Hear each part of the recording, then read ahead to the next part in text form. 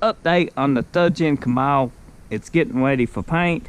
We went ahead and I don't know if you've seen where it had double fins on it. It used to have 2 spoils. It used to have the big spoil mounted up here and had the stock one. We went ahead and drilled our holes. We ain't cleaned them up yet, but these is where the fin sets perfect. Looks beautiful. I go get the fin here in a second, set it down on it. The sides here does need work. They just had some heavy cheap primer tossed on them, but we just wanted to keep them from rusting till we could start the paint procedure on this car.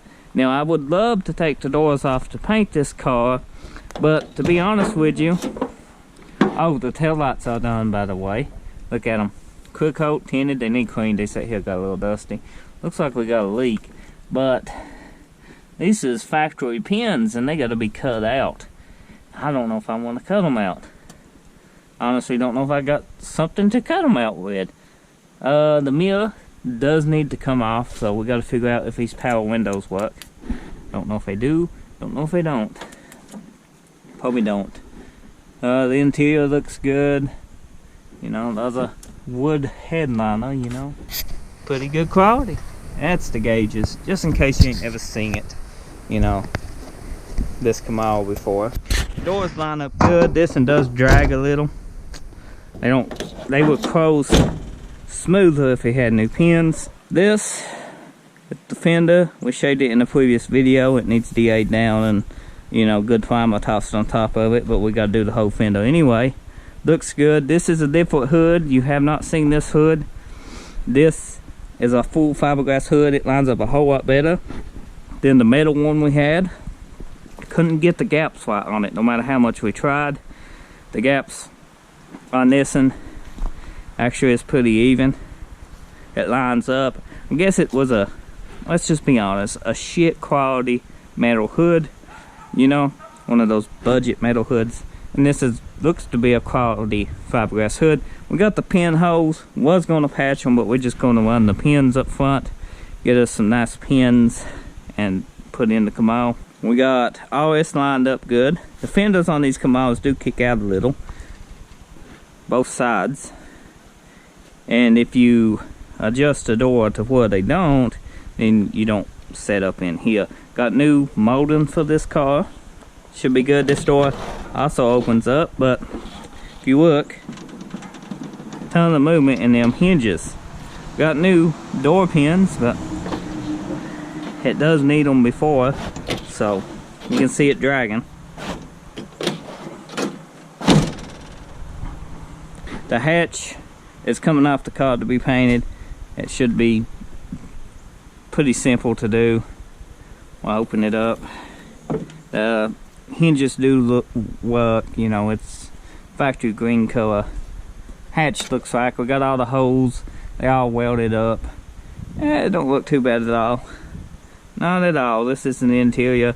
Does got a fuel pump access hole right here. Got the LS pump in it with the compression fittings to the metal lines, cause you know, compression fittings. The RS trim, you know, have to be scuffed, blowed out, cleaned.